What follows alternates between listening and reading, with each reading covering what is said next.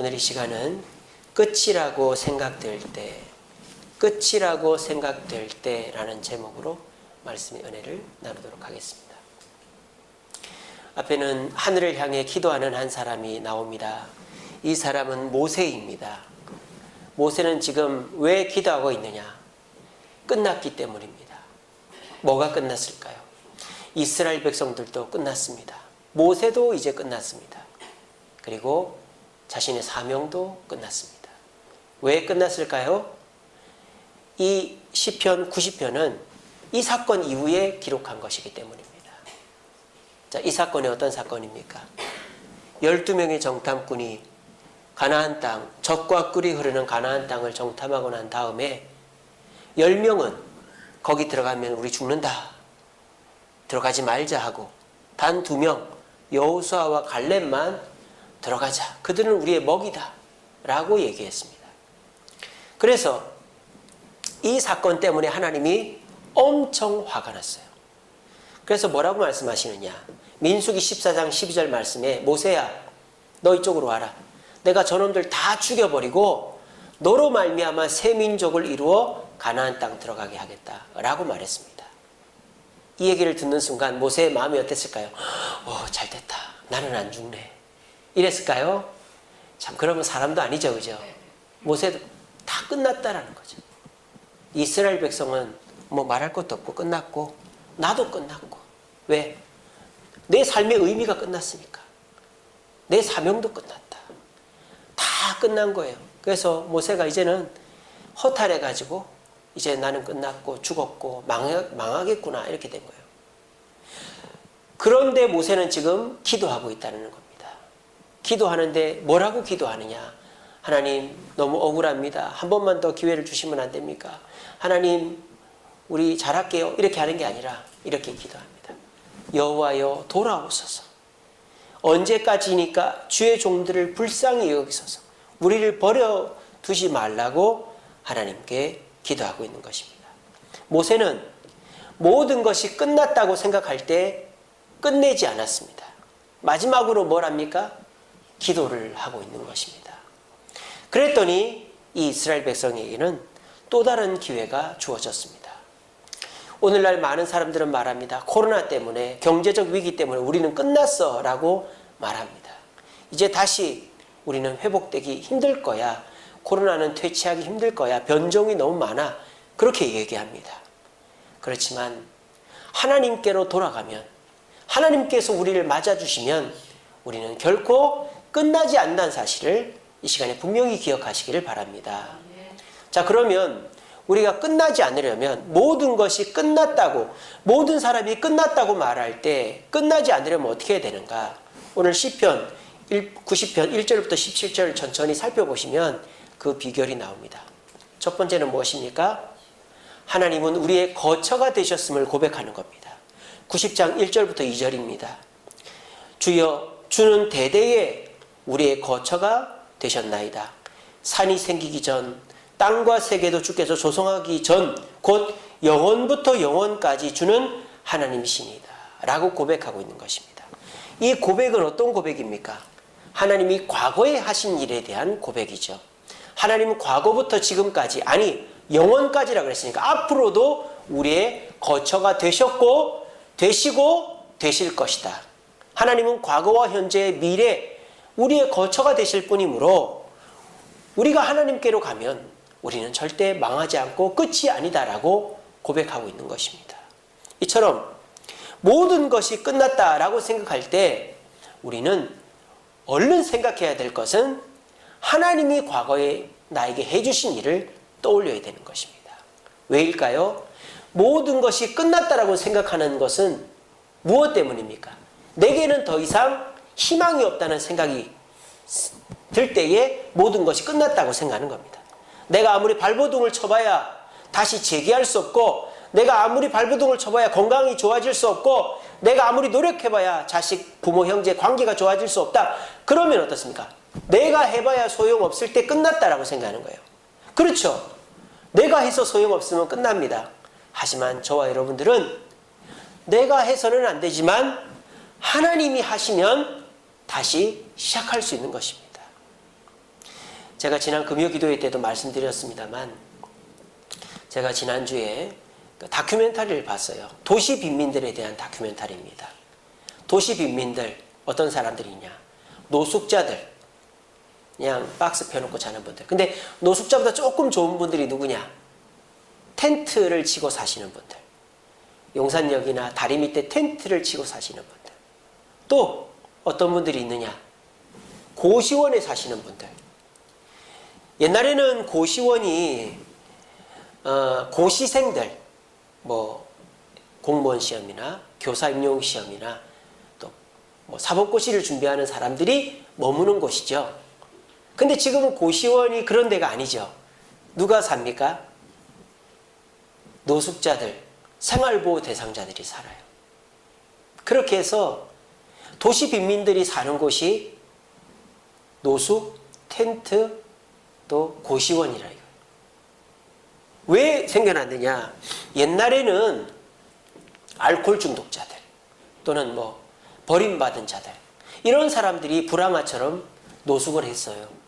근데 지금은 그렇지 않아요. 멀쩡한 사람이 노숙을 합니다. 어떤 사람들? 직장에 다니다가 이렇게 명예퇴직 당하거나 쫓겨난 사람들, 또 사업을 하다가 너무 욕심부리거나 투자를 많이 해서 망한 사람들, 그리고 또 고시원에 사는 사람들 중에 어떤 사람들이 있느냐? 도시가 재건축, 재개발을 하다 보니까 월 보증금 500에 월세 20, 30에 살던 사람들이 살 수가 없는 거예요. 그래서 쫓겨나가지고 고시원에서 사는 사람들. 그렇게 해서 형성된 것이 도시 빈민들이에요. 근데 그 다큐멘터리 끝에 뭐라고 하는지 압니까? 당신도 그 사람이 될 수 있다는 거예요. 언제 갑자기 직장에서 쫓겨나거나 언제 갑자기 내가 잘 될 거라고 생각한 사업이 딱 끝나버리면 도시 빈민이 된다는 거예요. 근데 그 도시 빈민들이 가족이 없느냐? 가족이 있습니다. 부모 형제가 없느냐? 부모 형제가 있습니다. 근데 문제는 뭘까요? 그들과 소통을 안 한 지 오래됐다는 거예요. 도시 빈민들이 잘 나갈 때, 또 내가 좋을 때, 너 나하고 안 맞네? 너 이제 나랑 안 맞나? 너 내 부탁 안 들어주네? 너도 안 맞나? 부모도, 형제도, 친구도. 그런 식으로 다 끌어놓는 거예요, 다. 내가 잘 나갈 때는. 내가 매력이 있으니까, 내가 능력이 있으니까, 너 아니어도 나는 된다. 그러면서 그냥 자기가 가진 거로 버티고 살 수 있다고 생각해요. 그러다가 갑자기 직장에서 쫓겨나거나, 그러다가 갑자기 사업이 망하거나, 그러다가 갑자기 있는 돈 다 털어버리면 당장에 수중에 100만 원, 50만 원도 없는 거예요. 그러면 노숙을 하든지 고시원에 들어갈 수밖에 없는 거예요. 찜질방에서 생활하든지. 그게 남의 얘기가 아니라는 거예요. 우리들이 닥칠 수 있는 얘기라는 거예요. 그래서 그 얘기의 핵심은 뭐냐? 그런 도시 빈민들을 돕자, 이런 다큐멘터리였어요. 근데 제가 그 다큐멘터리를 보면서 나는 절대 도시 빈민이 되지 않는다라는 확신이 들었어요. 왜냐? 저는 관계를 끊어놓지 않거든요. 저는 저희 아내하고도 관계가 좋습니다. 또 우리 애들이 무럭무럭 자라고 있습니다. 제가 이놈들 한 3년만 더 키워놓으면 제가 실직을 해도 저를 먹여 살릴 것 같아요. 예. 우리 다한이 이제 중학교 3학년 되니까 뭐 고등학교만 졸업하면은 뭐 편의점 알바로 돼서 먹여 살리지 않겠어요? 예. 어제도 교회 청소를 하는데 얼마나 청소를 잘하는지 몰라요. 저를 닮아가지고 바닥에 얼룩이 있잖아요. 그럼 이럽니다. 발로 이렇게 얼룩을 뺏겨내고 청소를 하는 거예요. 그리고 이제 제가 지금까지 청소를 하면서 절대 안 맡겼던 게 있어요. 그게 뭐냐? 여기 우리 의자 위에 진공청소기를 빨아들이는 거. 여러분 의자 위에 깨끗하죠? 누가 했는지 아세요? 우리 한결이가 했어요. 제가 얘들아, 내가 너희들 라면을 빨리 먹으려면 내가 지금부터 라면을 끓여야 된다. 그럼 어떻게 하겠니? 내가 이거를 누가 대신 해줘야 되지 않을까? 그러니까는 우리 다은이가 아빠 저는 밀대를 빨게요. 얼마나 깨끗하게 빠는지 몰라요. 손이 부르텄어요. 맨날 씻어가지고. 그러니까 정말 깨끗하게 빱니다. 그거 한결이가 새하는 손잡아가지고 한결이는 하는데 얼마나 깨끗하게 해놓은지 몰라요. 이놈들이 조금 키워놓으니까 쓸모가 있어요. 그러니까 저는 조금만 지나면 이제 먹고 살만합니다. 애들이 용돈 10만 원씩만 주면은 40만 원 아닙니까? 그럼 국가에서 30만 원 하면 70만 원이면 저는 살아요. 예. 저는 도시 빈민이 되지 않아요. 왜? 저는 교회도 있고 성도님들도 있고, 아유 제가 뭐 힘들고 어려우면 여러분들이 뭐 거리로 내밀지는 않을 거 아닙니까?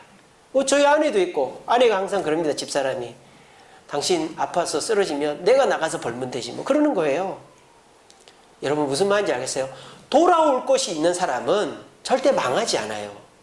근데 노숙자, 텐트 생활자, 홈리스, 그리고 고시원 생활 하시는 분들은 왜 그렇게 되느냐? 그분들이 뭐 나빠서가 아니에요. 그분들이 뭐 학력이 떨어지거나 그분들이 뭐 죄를 짓거나 알코올 중독자가 돼서가 아니에요. 사람과의 관계가 끊어지고 돌아갈 데가 없으니까 그렇게 되는 거예요. 오늘 자 계신 저와 여러분, 여러분들은 절대 노숙자 되지 않습니다. 왜? 우린 돌아갈 데가 있어요. 우리는 부모가 있습니다. 형제가 있습니다. 남편이 있습니다. 자녀가 있습니다. 아내가 있습니다. 교회가 있습니다. 여러분, 교회가 여러분들을 책임져 줄 것입니다. 그러므로 우리는 끝이라고 생각할 때 뭘 생각해야 돼? 내가 과거에 함께 했던 사람을 생각하면 되는 거예요. 그리고 그 사람과의 관계가 끊어져 있지 않으면 그 사람을 찾아가면 우리는 다시 시작할 수 있는 것입니다. 과거에는요, 뭐 사업하다가 힘들고 직장에서 쫓겨나면 다 어떻게 합니까?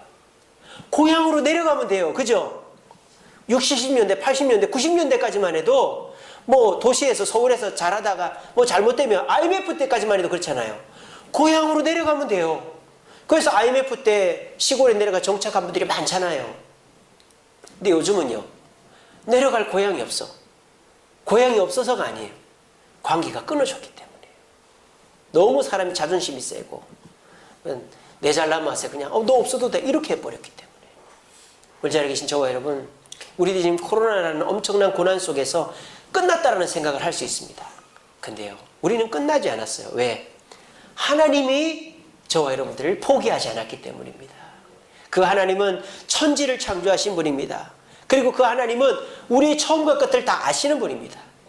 세상이 끝나고 모두가 나를 버려도 우리 하나님께 나아가면 우리는 절대 끝나지 않고 다시 시작할 수 있습니다. 여러분, 하나님께 돌아오시기 바랍니다. 그리고 하나님께 기도하십시오. 하나님, 내게 돌아와 달라고, 나를 만나 달라고, 나를 다시 시작하게 해달라고 기도함으로 끝났다고 생각할 때 하나님께 돌아와 다시 시작할 수 있는 저와 여러분들 되시고, 또 우리 주변에 끝났다라고 낙심하고 있는 분들에게 하나님을 소개하고 하나님께로 돌아가면 새로운 희망이 있다는 걸 가르쳐 줄 수 있는 저와 여러분들 되시기를 간절히 바랍니다.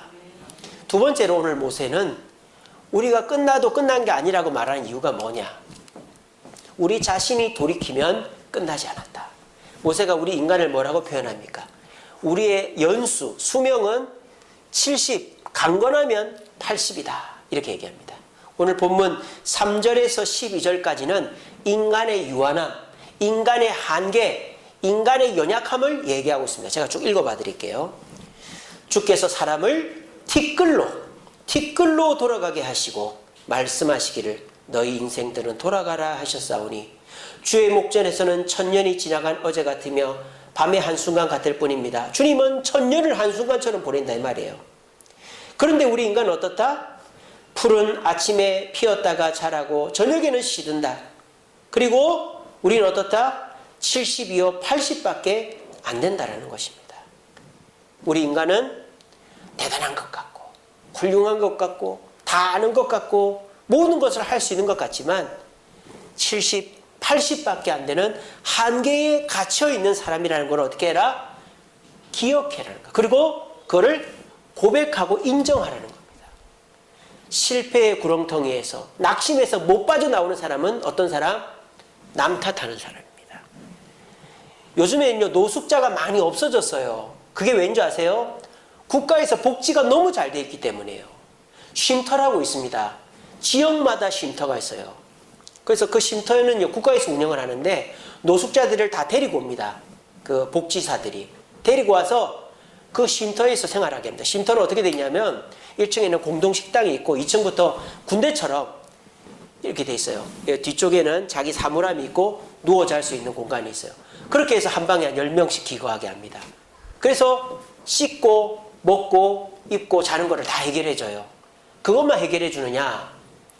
세제까지 다 준답니다. 그리고 1층 사무실 앞에 가면 공공근로 게시판이 다 붙어 있어요. 그래서 일하실 분 신청하라 이거예요. 그래서 그 쉼터의 목표는 뭐냐? 자활입니다. 자활. 그러니까 쉼터에 들어오기까지 사람이 얼마나 피폐해져 있겠어요. 마음도 낙심되어 있고 낙심되어 막 그 사람이 이제 재기 못하는 그런 상태잖아요. 근데 그 사람이 쉼터에서 이제 밥도 마음대로 먹고 좀 쉬고 하면서 또 깨끗하게 생활하면서 좀 생기가 돌면 어떻게 합니까? 자기도 방을 얻어서 나가고 싶잖아요. 그럼 어떻게 합니까? 그 공공근로 일을 하는 거예요. 그 일하는 목적은 뭡니까? 그 돈 하나도 안 씁니다. 보증금을 마련하는 거예요. 어떤 보증금? 월세 보증금을 마련하는 거예요. 열심히 일해서 6개월 일하고 1년 일해서 보증금 500, 1000 딱 마련한 사람은 어떻게 하느냐? 월세집으로 옮기는 거예요. 그러면은 그 쉼터에서 어떻게 해주는지 알아요? 생활보호 대상자로 그 동사무소에 신청을 해줍니다. 100% 됩니다. 노숙자 생활 5년, 10년 하신 분은 부양가족이 없는 분은 100% 됩니다. 그렇게 해서 그 복지에서 나와서 심사하면은 바로 됩니다. 그러면 한 달에 얼마씩 돈이 나와요. 그러면 그거 가지고 월세하고 자기가 공공근로 하면서 생활이 돼요. 자, 그런데 국가에서는 이미 그런 시스템으로 노숙하던 분들을 자활할 수 있게 다 해놨는데 그게 안 되는 분들이 있어요. 어떤 사람인지 아세요? 남 탓하는 사람. 그 쉼터에서도 모여가지고 뭐 대통령 탓하고 뭐 사기친 놈 탓하고 부모 탓하고 아내 탓하고 배신당했다 그러고 그런 사람은 그 쉼터를 못 벗어난 거예요. 쉼터에서 10년도 생활하신 분들이 계시대요. 근데 그 쉼터를 딱 털어버리고 나오는 분들이 누구냐? 남 탓을 그쳐버린 사람입니다. 내가 사기를 당했던 아내가 배신하고 떠났건 자식들이 나를 안 돌아보건 그런 거 상관없이 내 탓이다. 내가 짊어져야 된다. 그 생각 딱 하는 사람은 공공근로 다니면서 돈 모아서 나온다는 거. 그래서 다시 재활하고 다시 떳떳한 삶을 살게 된다는 거예요. 제가 유튜브에서 즐겨보는 것이 근황올림픽이라는 유튜브 채널이 있습니다. 여러분들도 한번 보십시오. 근황올림픽. 거기 보면 과거에 잘 나가던 연예인, 유명인이 쫄딱 망한 거예요. 그래서 그분이 어떻게 살고 있는지를 인터뷰하는 게 근황올림픽입니다. 근데 그 근황올림픽에는 두 종류가 있어요. 하나는 계속 신세한탄만 하면서 계속 가난하게 사는 사람이 있어요. 근데 어떤 사람은 재기한 사람이 있어요. 그 중에 한 사람이 박광덕이라는 사람입니다. 박광덕 아시죠? 씨름꾼. 그 사람이 씨름으로 잘 나가다가 헛바람이 들어가지고 나도 강호동처럼 될 수 있다 이래가지고 개그맨으로 한 거예요. 그래가지고 개그맨이 안 됐어요. 다시 씨름판으로 돌아갔는데 안 되는 거예요. 그래서 이 박광덕 씨가 그 씨름 그만둔 거예요. 그리고 그동안 모아둔 돈 가지고 룸사롱을 차린 거예요. 막 어깨에 있는 사람들이 룸사롱 차리면 내가 잘 되게 해줄게. 쫄딱 10억이라도 모아둔 돈 다 떨어버린 거예요. 그리고 이 사람이 이혼을 해버린 거예요. 술도 먹고 맨날 폐인처럼 산 거예요. 이것저것 다 해봤답니다. 근데 이 사람이 지금은 어떻게 된 줄 아세요? 자기보다 10살 어린 아내를 만나가지고 결혼했습니다. 그리고 6살짜리 딸애하고 또 아들이 하나 더 있어요. 그래서 지금 잘 살고 있습니다. 뭘 하고 있을까요? 족발집을 하고 있습니다. 그 사람이 그런 얘기 하더라고요. 내가 돼지니까 나한테 맞는 거를 내가 해야 된다 해가지고 족발집을 하는데 직원이 없습니다. 주방, 배달, 홀 혼자 다 합니다. 가게를 얻는데 처음에는 부평에서 했어요. 부평. 근데 가게세가 비싸니까 지금 어디서 하느냐? 용인에서 합니다. 그냥 가게세 뭐 한 달에 10만 원, 20만 원만 주면 되는 그런 길가, 시골 길가에서 합니다. 배달하고 홀에 오는 분들 하고 이렇게 합니다. 혼자서 장보고 와서 오후 4시부터 새벽 1시까지 장사합니다. 그렇게 하니까 한 달에 80만 원씩 번대요. 하루에 80만 원씩. 그러니까 혼자서 하는 가게치고는 장사가 잘 되는 거죠. 그러면서 이 박광덕 씨가 그런 얘기를 하더라고요. 내가 다시 재기할 수 있을까? 손잡고 애기 잡고 지나가는 사람들 보면 나도 저런 애를 낳을 수 있을까? 아내랑 같이 가는 사람 보면서 나도 저런 아내를 얻을 수 있을까? 막 그렇게 혼자 생각했대요. 근데 이 박광덕 씨가 35살짜리, 지금은 41~2살 됐겠네요. 35살짜리 아내랑 결혼하고 또 그 아내가 아이를 낳아주고 그리고 살림을 잘 살아주고 그렇게 해서 지금 두 아이의 부모가 되어 있는 자기가 너무너무 행복하다라는 거예요. 이건 뭡니까? 내 탓이다. 이 모든 건 내 탓이다. 내가 잘하면 된다. 그러니까는 다시 일어나는 거예요. 여러분, 저와 여러분들이 100% 잘못하는 일은 없어요. 하지만 0%의 잘못, 나는 아무 잘못도 없는 일도 없어요. 그러면 제기하는 사람은 어떻습니까? 내가 잘한 것만 찾는 사람은 제기를 못해요. 난 이것도 잘했고 저것도 잘했어. 이러한 건 저 사람 탓이야. 이러면 제기를 못해요. 그런데 내가 한 일들 중에서 나의 잘못을 자꾸 떠올리는 사람은 어때요? 제기할 수 있어요. 다시 일어날 수 있어요. 공부 잘하는 애는 어떤 애들입니까? 자기가 문제 맞춘 것만 보면서 아우 내가 80점 받았네 90점 그런 애는 공부를 못해요. 오답 노트를 쓰는 애가 공부를 잘해요. 내가 틀린 거를 안 틀리려고 하는 애가 공부를 잘하는 거예요. 하나님이 아무리 저와 여러분들을 회복시켜 주려고 해도 새 옷을 입혀 주려고 해도 헌옷을 절대 안 벗으면 새 옷을 입을 수가 없어요. 헌옷 위에다 새 옷을 입어봐야 냄새는 계속 나게 되어 있습니다. 헌옷을 벗어야죠. 샤워를 해야죠. 그리고 새 옷을 입어야 그 옷이 진짜 나에게 맞고 새 사람이 되는 것입니다. 여러분, 끝났다고 생각하십니까? 끝나지 않았습니다.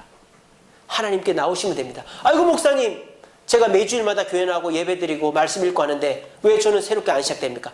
헌옷을 안 벗고 있으니까 그렇죠. 냄새나는 옷을 입고 있으면서 이것은 내 잘못이 아니다라고 자꾸 얘기하고 있으니까 그렇죠. 그 옷을 벗어야 되는 거예요. 내 잘못도 있다고 고백해야 되는 거예요. 그래야 우리가 다시 시작할 수 있는 거예요. 모세는 고백합니다. 사람이 짧으면 70, 길면 80이래요. 모세는 이미 120살을 살았는걸요. 근데 왜 이런 얘기를 합니까? 우리에게 있어서 한계가 있다는 걸 고백하기 위해서 이런 얘기를 하는 것입니다. 오늘 이 자리에 나오신 저와 여러분, 우리는 끝난 것이 아닙니다. 근데 어떨 때는 끝난 걸까요? 내가 나다 이러면 끝난 거예요. 내가 나다 이러면 끝난 거예요. 남들의 얘기를 듣지 않고 그냥 나는 아무 잘못도 없고 그러면 끝난 거예요. 우리 모두 그 자기 함정에서 벗어나서 주님, 저는 티끌과 같습니다. 주님, 저는 풀이 마르는 것처럼 말라버립니다. 주님, 저는 70이고 건강하면 80입니다. 주님, 그런 나를 불쌍히 여기시고 내 모든 거 내려놓을 테니까 나를 새롭게 해주옵소서. 고백함으로 새로움의 기회를 얻을 수 있는 저와 여러분들 되시기를 간절히 바랍니다. 마지막으로 우리가 어떻게 하면 새롭게 기회를 얻을 수 있을까요? 오늘 본문이 이렇게 합니다. 우리의 손의 일을 견고하게 하소서. 13절부터입니다. 제가 읽어봐 드릴게요. 여호와여 돌아오소서. 언제까지니까 주의 종들을 불쌍히 여기소서. 아침에 주의 인자하심이 우리를 만족하게 하사 우리를 일생 동안 즐겁고 기쁘게 하소서.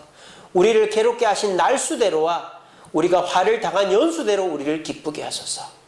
주께서 행한 일을 주의 종들에게 나타내시며 주의 영광을 그들의 자손에게 나타내소서. 이러면서 하나님이 우리를 회복하시는 방법이 뭐다? 우리의 하나님의 은총으로 우리 손이 행할 일을 견고하게 해달라는 거예요. 자, 그러면 우리 손이 행할 일이라는 게 뭘까요? 그냥 모세가 하나님 우리에게 복을 주세요. 우리에게 집을 주세요. 먹을 걸 주세요. 이렇게 말할 수도 있는데 우리 손이 행할 일을 견고하게 해달라. 이렇게 말한 이유가 뭘까요? 여기서 우리의 손의 일이 뭘까요? 뭘까요? 광야에서 가데스 바네아에서 하나님 앞에 원망불평하여 이제 다 죽게 된 이 이스라엘 백성들에게 우리의 손의 일, 우리가 원래 하려고 했던 일이 뭘까요? 가나안 땅으로 들어가는 거죠. 그러니까 모세는 다시 시작하는 거, 끝이 아니라 새롭게 되어지는 것은 뭐다? 내가 원래 해야 될 자리, 일로 돌아가는 것이다라는 거예요. 하나님, 제가 원래 해야 될 일로 돌아가게 해주세요. 그래서 내가 해야 될 일을 마치게 해주세요. 그게 내가 끝나지 않고 새로워지는 길입니다라고 고백하는 것입니다. 제가 지난주부터 말씀드리는 것이 있죠. 인간은 생존을 위해서 사는 것이 아니라 의미를 위해 산다 그랬습니다. 동물들은 자살을 하지 않습니다. 왜? 생존을 위해 살기 때문에 생존을 스스로 끊어버리지 않죠. 하지만 인간은 자살을 합니다. 왜? 의미 없는 인생이다 생각하면 자살을 해버리는 거예요. 마찬가지입니다. 인간이 의미가 없으면 죽어요. 근데 거꾸로요. 의미를 발견하면 삽니다. 의미를 발견. 박강덕 씨가 왜? 박강덕 씨가 심장이 안 좋대요. 심장 검사를 받고 약을 먹어요. 근데 왜 살았을까요? 직원도 없어요. 혼자서 호의호식 할 수도 있는데 직원도 없이 혼자서 일해요. 바쁠 때만 홀서빙하는 직원을 부릅니다. 왜 그렇게 살까요? 누구 때문에? 자기 아내 때문에, 아이들 때문에. 그게 삶의 의미인 것이죠. 그래서 애들 생각하면 너무 기쁘다는 거예요. 막 피곤해하고 막 몸이 천근만근 살은 이만큼 있죠. 온갖 합병증 있을 거 아니에요. 근데도 자기 자식 때문에 직원을 둘 수 없는 거예요. 상추 하나, 배추 하나 깎아야 되는 거예요. 10억, 20억씩 가지고 떵떵거리던 그 사람이 왜 그렇게? 자기 의미가 있기 때문입니다. 여러분, 어떤 사람이 여러분한테 부탁을 한다 칩시다. 여보, 나 좀 도와줘. 나 다시 일어설게. 날 좀 도와줘. 그러면 사람들이 뭐라 그럴까요? 내가 널 뭘 보고 도와줘? 너 지금까지 다 말아먹었잖아. 안 도와줘. 그럽니다. 근데요, 도와주는 경우가 있어요. 어떤 경우일까요? 날 좀 도와줘. 내가 내 자식 대학 보내야 돼. 내 아내가 지금 병원에 누워있어. 날 좀 도와줘. 나 절대 잊지 않을게. 그러면 사람 마음이 어떻게 돼요? 움직이는 거예요. 움직이는 거예요. 제가 인터넷 뉴스를 보니까 어떤 나쁜 사람이 자식 수술시켜야 된다고 1억을 빌려달라. 그래가지고 그걸 빌려다가 홀딱 다 쓰고 그랬던 사람이더라고요. 1억을 빌려준 사람은 왜 빌려줬을까요? 자식 수술시킨다라는 그 말에 빌려준 거지 그 사람을 보고 빌려준 게 아니에요. 마찬가지입니다. 하나님은 우리를 어떻게 해야 우리가 다시 회복되게 해주실까요? 우리를 보고는 회복시켜 주지 않아요. 맨날 불평하고 게으르고 남 탓하고 원망하고 그러는 우리를 보고는 하나님 회복시켜 주지 않아요. 어떻게 해야? 하나님, 내가 다시 주님의 사명을 감당하겠습니다. 내가 다시 예배의 자리에 가겠습니다. 내가 다시 내 가정을 돌아보겠습니다. 내가 다시 주님의 교회를 섬기겠습니다. 나를 일으켜 세워주세요. 그러면 하나님이 여러분에게 다시 힘을 주시고 회복해 해주시는 거예요. 삼손이 그랬지 않습니까? 하나님이 삼손에게 왜 힘을 줍니까? 그 페류나 자기밖에 모르는 그 삼손, 하나님이 주신 힘을 가지고 자기 멋대로 살았던 삼손에게 하나님이 왜 힘을 주십니까? 하나님, 내가 마지막으로 힘을 주시면 이놈들 다 죽이고 나도 죽겠습니다. 사명으로 돌아가니까 하나님이 삼손에게 힘을 주신 거예요. 마찬가지입니다. 오늘 여러분들 우리의 거처되는 예배당 하나님께로 나왔습니다. 하나님께 돌아왔습니다. 그리고 내 자신의 연약함과 죄악을 고백했습니다. 그러니까 여러분들은 끝이 아니라 이제 시작할 수 있습니다. 그 속에서 하나님께 힘을 받으려면 어떻게 해야 됩니까? 하나님, 나에게 돈을 주세요. 지혜를 주세요. 나에게 사람들을 보내주세요. 그래서 내가 좀 잘 먹고 잘 살게. 그래서 내가 이 빚도 좀 갖고 떵떵거리게. 그러면 하나님이 안 도와주는 거예요. 그렇게 해주시면 내가 내 자리로 돌아가겠습니다. 내 자녀와 내 아내와 내 부모를 돌보는 자리로, 또 내 이웃을 섬기는 자리로, 내 교회 봉사와 직분의 자리로 돌아가겠으니까 저는 어떻게 되든 상관없으니까 내 자녀들, 내 이웃들, 내 교회를 위해서 나를 회복시켜 주셔서 주님이 나에게 맡기신 그 일을 견고하게 하기 위해서 나를 일으켜 세워달라고 기도하면 하나님은 100% 저와 여러분들에게 힘을 주시고 저와 여러분들을 회복시켜 주실 줄로 믿으시기를 바랍니다. 아멘. 말씀을 맺겠습니다. 우리 말씀 같이 읽어봅시다. 시작.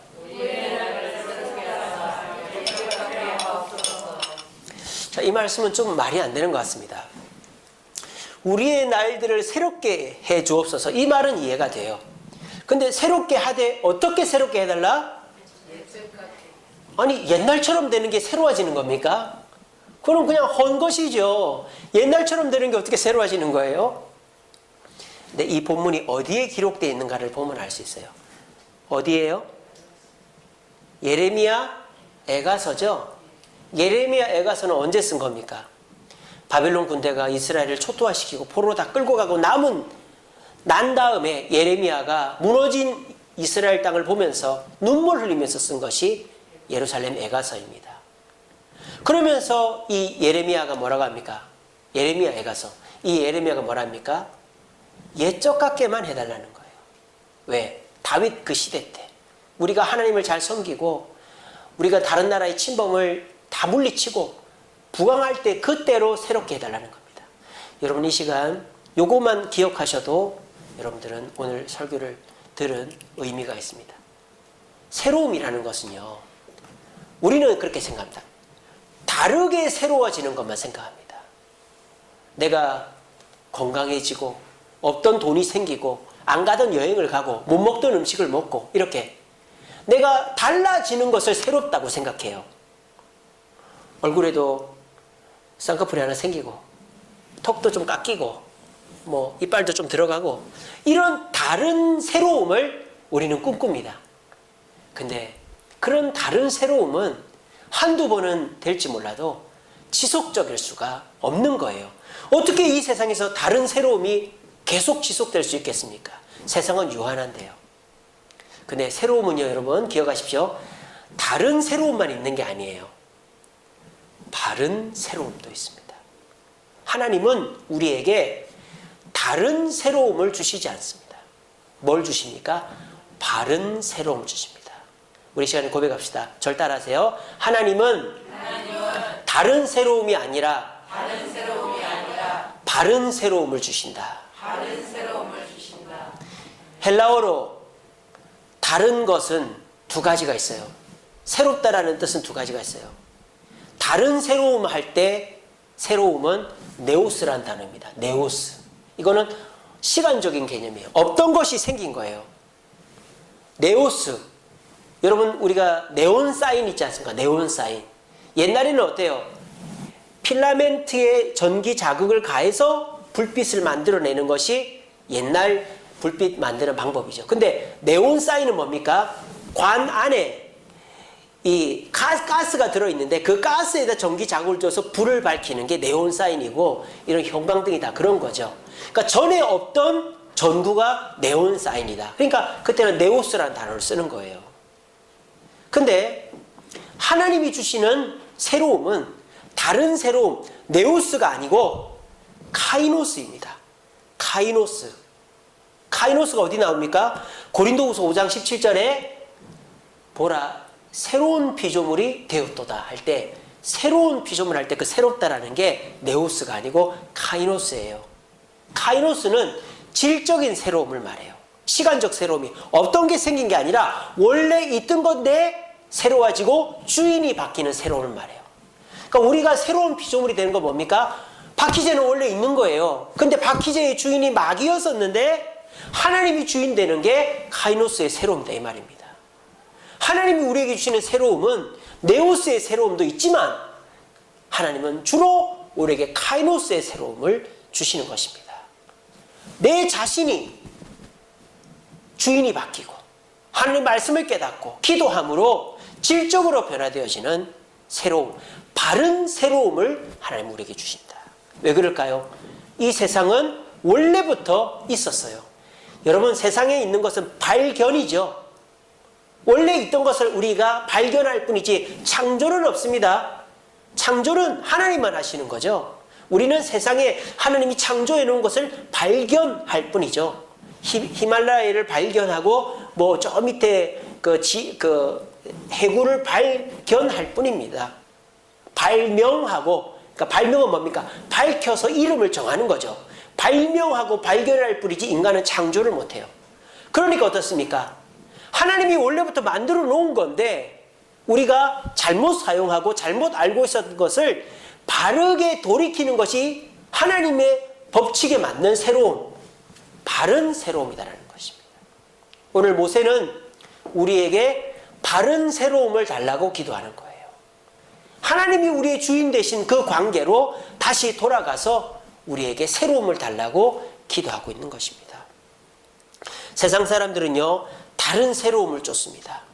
내가 없던 돈이 생기고 없던 건강이 생기고 안 하던 일을 할 수 있어야 나는 새로워졌고 복받았다고 생각합니다.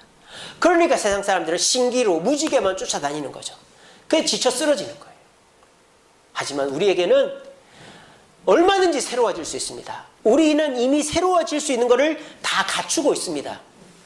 그거를 다시 발견하고 발명하면 됩니다. 왜? 하나님께서 주신 것을 하나님의 관점으로 보면 우리는 그것을 새로움으로 발견할 수 있기 때문입니다. 코로나도 경제적 어려움도 하나님의 관점으로 보면 하나님의 은혜가 보이고 다시 일어날 수 있는 길과 힘이 우리에게 주어지는 것입니다. 현대사회는 다른 새로움을 쫓습니다. 그러다가 다 끝나버려요. 마치 하루살이가 입을 딱 닫고 불빛만 쫓아다니다가 일주일을 살 수 있어요. 원래 하루살이는. 근데 막 날아다니다가 그냥 지쳐서 쓰러져 죽는 것처럼. 오늘날 사람들은 그냥 가만히 있으면 더 버틸 수 있는데 자기가 다른 새로움을 쫓는다고 있는 돈 몰빵에다가 다 털어먹고 노숙자, 고시원 이런 사람들이 생기는 거죠. 저와 여러분들은 어떻게 해야 됩니까? 바른 새로움을 쫓아야 되는 것입니다. 하나님께서 우리의 주인 되어주시고 하나님께서 우리의 주변을 새롭게 밝혀주심으로 다른 새로움을 쫓으면 그리고 주님의 사명으로 다시 돌아가면 우리는 끝이 아니라 다시 시작할 수 있다는 걸 기억하시고 다시 시작하는 바른 새로움의 삶을 살아갈 수 있는 저와 여러분들 되시기를 간절히 바랍니다. 우리 찬양하겠습니다.